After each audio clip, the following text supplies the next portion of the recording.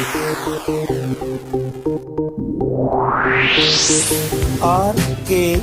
स्वागत है दोस्तों आपका एक बार फिर से हमारे YouTube चैनल RKB कैंफी वीडियोस में।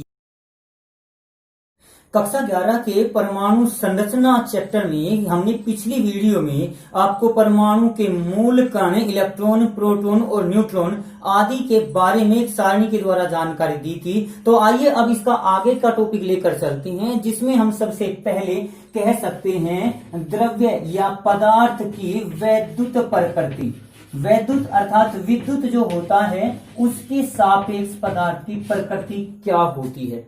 ये तो बहुत पहले से ज्ञात था कि जब हम आबनूस की छड़ को या कांच की छड़ को बिल्ले की खाल से या रेशम से रगड़ देते हैं तो वे कागज के छोटे छोटे टुकड़ों को अपनी ओर आकर्षित करने लगते हैं। सूखे बालों को अगर हम कंघा कर दें तो कंघी करने पर हम उसको जब कागज के छोटे छोटे टुकड़ों के पास लेकर जाते हैं तो वो कंघी भी उन कागज के टुकड़ों को आकर्षित कर लेती है। इसका कारण क्या है? इसका कारण वैद्युत प्रकृति होती है। वैसे यहाँ पर मैं थोड़ा सा आपको बता रहा हूँ, लेकिन इसका विस्तार पूर्वक वर्णन आगे करेंगे कि जब हम कंघी या फिर कांच की छड़ को बिल्ली की खाल या अपने सिर से रगड़ते हैं तो वे एक पदार्थ उन इलेक्ट्रॉनों को, जिसका जिक्र हमने पिछली वीडियो में किया था, ग्रहण कर लेता है, जबकि दूसरा उसको त्याग देता है। तो इस कारण आवेश परिवर्तित होने के कारण वे एक दूसरे को आकर्षित करने लगते हैं। लेकिन उस समय जब ये पहले से ज्ञात था तब ये कारण ज्ञात नहीं था। लेकिन लगभग 1830 के आसपास एक वैज्ञानिक थे माइकल फैराडे।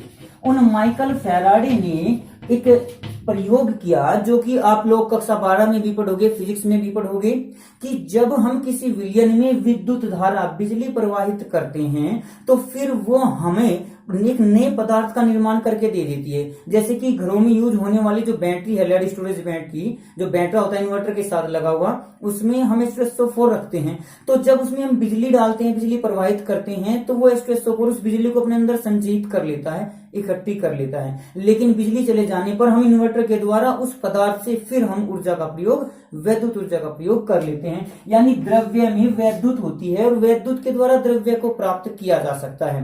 तो माइकल फैराडे ने सबसे पहले इसके बारे में जानकारी दी थी। तो इसी गुण को द्रव्य की वैद्युत प्रकृति भी कहा जाता है कि द्रव्य से वैद्युत ऊर्जा को और वैद्युत ऊर्जा से द्रव्य को उत्पन्न किया जा सकता है। वैसे यही फिर 1905 में जो आइंस्टीन थे उन्होंने E=mc² नामक समीकरण दी थी। द्रव्यमान ऊर्जा समीकरण इसको बोलते हैं आइंस्टीन का। यहाँ पर वैद्युत एक प्रकार की ऊर्जा ही होती है और यहाँ भी ये ऊर्जा ही है। ये अनेक प्रकार से हो सकती है, प्रकाश के रूप में हो सकती है, विद्युत के रूप में हो सकती है, तापमान के रूप में यानी ऊष्मा के रूप में ये ऊर्जा हो सकती है। तो यहाँ पर माइकल फैराडे ने जब द्रव्य की वैद्युत प्रकृति को प्रदर्शित कर दिया, माइकल फैराडे के इस वैद्युत प्रकृति, जो द्रव्य की वैद्युत प्रकृति थी, उसकी व्याख्या और इस गुण के आधार पर सन 1879 में, फैराडे ने 1830 में दिया था तो उसके अध्ययन चलते रहे धीरे धीरे। तो 1879 में एक वैज्ञानिक आए, विलियम क्रूक्स।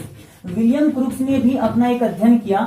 उन्होंने देखा कि जब हम सामान्य ताप दाब पर किसी गैस के अंदर विद्युत धारा प्रवाहित करते हैं तो वो लगभग अचालक की भांति कार्य करती है, यानी उसमें विद्युत धारा प्रवाहित नहीं होती। लेकिन जब दाब घटा दिया जाता है तो दाब घटाने पर उस विद्युत धारा को हम गैस के द्वारा प्रवाहित कर सकते हैं, यानी कह सकते हैं कि गैस उस विद्युत धारा के सुचालक की भांति कार्य करती है। तो इन्होंने इसके बारे में जानकारी तो दे दी, लेकिन ऐसा क्यों होता है, किस कारण होता है, इसकी व्याख्या विलियम क्रूक्स नहीं कर पाए थे। तो फिर अब फैराडे और इन विलियम क्रूक्स के इन अध्ययनों के बारे में जानकारी प्राप्त करते हुए लगभग 1897 में एक वैज्ञानिक आए, जे थॉमसन।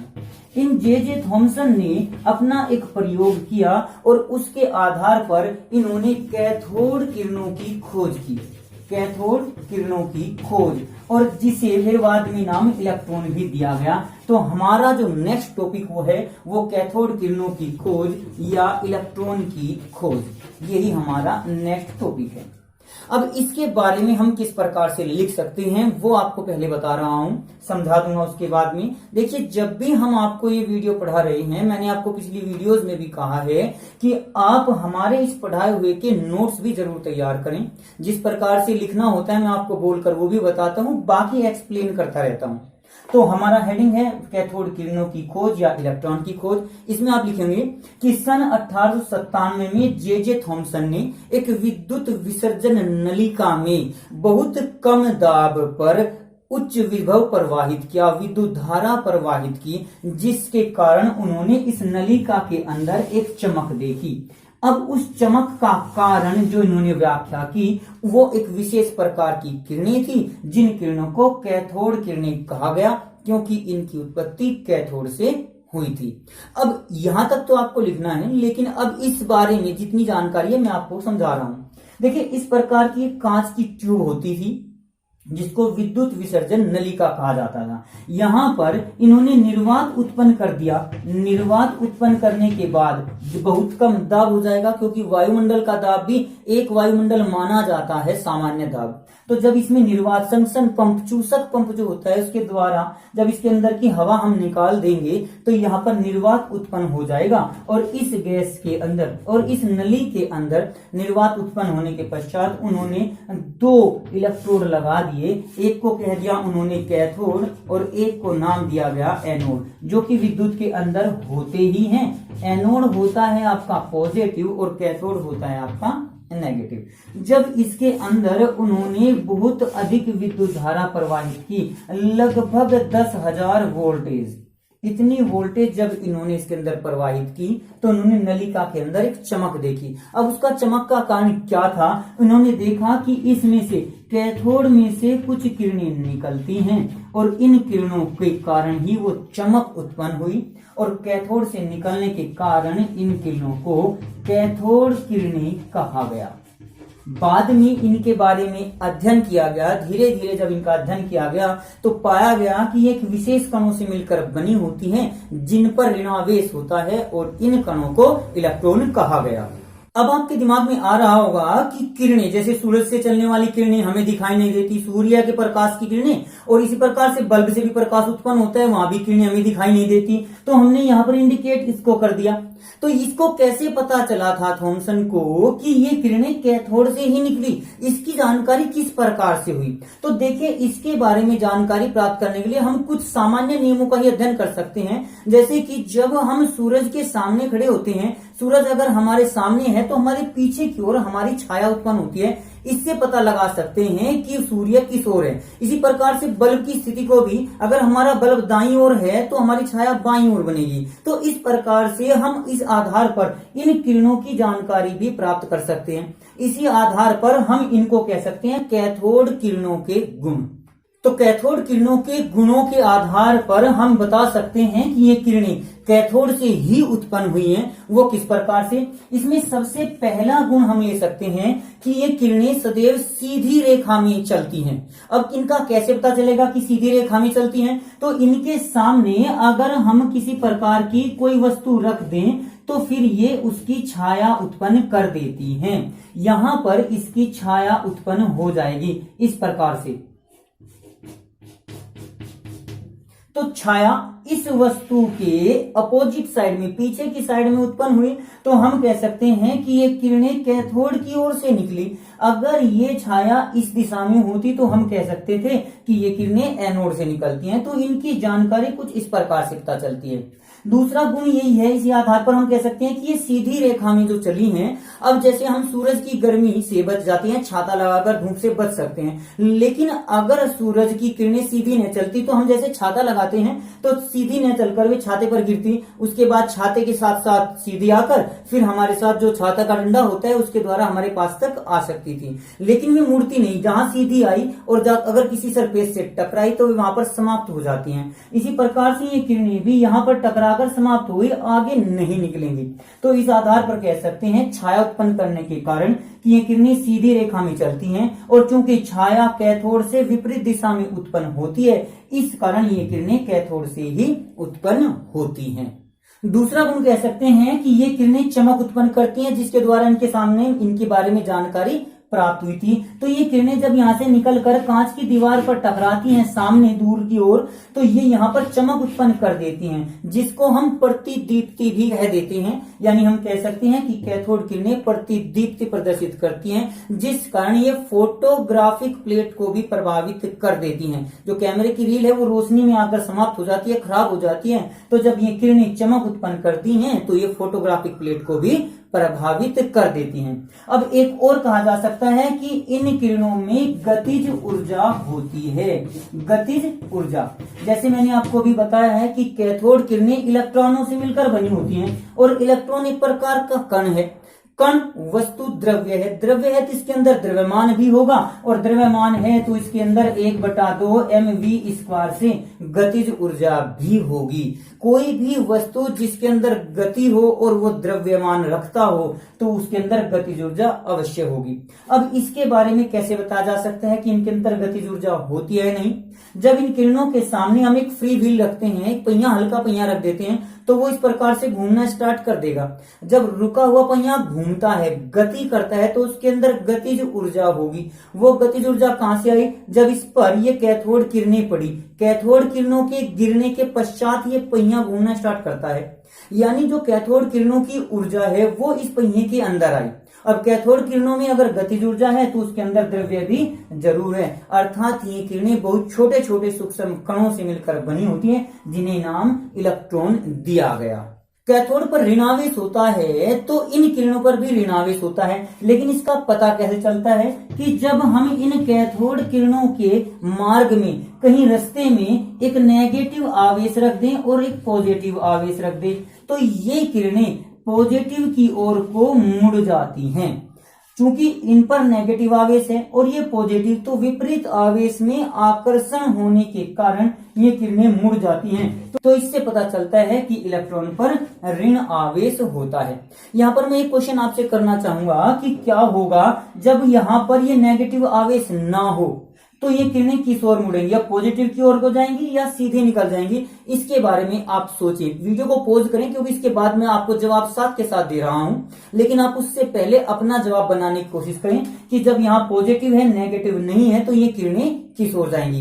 तो तब भी ये किरणें पॉजिटिव की ओर ही जाएंगी, आकर्षण होने के कारण। लेकिन अब क्या होगा कि अगर हम यहाँ पर पॉजिटिव न रख के केवल नेगेटिव रख दें, तो अब ये किरणें किस ओर जाएंगी? इस अवस्था में भी ये किरणें इस विपरीत दिशा में ही मुड़ जाएंगी, क्योंकि अब नेगेटिव नेगेटिव के बीच प्रतिकर्षण हो जाएगा। अगर दोनों ओर नेगेटिव हो तो किरणें सीधे निकलेंगी, दोनों ओर पॉजिटिव है तो भी किरणें सीधी निकलेंगी, और कोई आवेश नहीं है तो भी किरणें सीधी ही निकल जाती हैं। तो इस आधार पर, इस प्रयोग के द्वारा हम इन किरणों पर ऋण आवेश की उत्पत्ति की व्याख्या कर सकते हैं। तो इस प्रकार से ये नेगेटिव और पॉजिटिव आवेश होने के कारण हम कह सकते हैं कि ये किरणें वैद्युत अक्षेत्र में विक्षेपित हो जाती हैं। विक्षेपण का मतलब होता है मुड़ना, तो वैद्युत अक्षेत्र में विक्षेपित हो जाती हैं। अब ये विक्षेपण तो हमारा यहाँ पर हो ही गया, विक्षेपण मतलब मुड़ना। अब किस दिशा में मुड़ा वो भी देख लिया।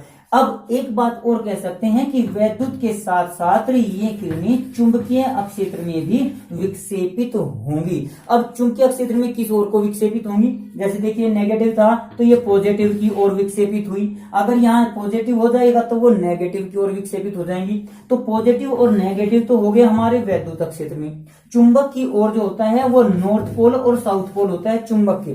तो जहां नेगेटिव होता है उसके रेस्पेक्ट में हम नॉर्थ पोल मानते हैं, और जो पॉजिटिव होता है उसके रेस्पेक्ट में हम साउथ पोल मानते हैं। तो ये कैथोड किरणें वैद्युत क्षेत्र में धनावेश की ओर मुड़ जाती हैं, जबकि चुंबकीय क्षेत्र में ये किरणें दक्षिणी ध्रुव की ओर मुड़ जाती हैं। आप इस प्रकार से अपने नोट्स में लिख सकते हैं, ये बातें आप तैयार कर सकते हैं।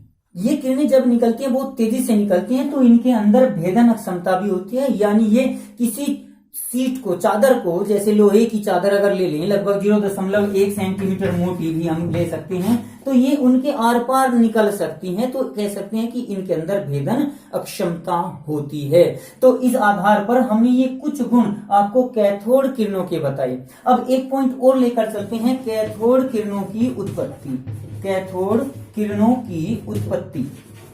कहां से होती है, कैथोड किरणें किसके कारण उत्पन्न होती हैं। तो एक बात का ध्यान रखना कि कैथोड किरणें सदैव उस पदार्थ से उत्पन्न होती हैं जिसका कैथोड बना हुआ होता है। यानी कैथोड से ये किरणें उत्पन्न होती हैं तो जो इलेक्ट्रोड हमारा कैथोड का होगा, जैसे कि आपका किसी भी धातु का ले सकते हैं, कॉपर का, प्लेटिनम का, लोहा या अन्य कोई भी धातु, टंगस्टन वगैरह, तो जिस धातु का ये इलेक्ट्रोड बना होता है उस धातु से ये इलेक्ट्रॉन निकलते हैं। और चूंकि हम इलेक्ट्रोड किसी भी धातु का ले सकते हैं तो कह सकते हैं कि ये इलेक्ट्रॉन प्रत्येक पदार्थ में होते हैं।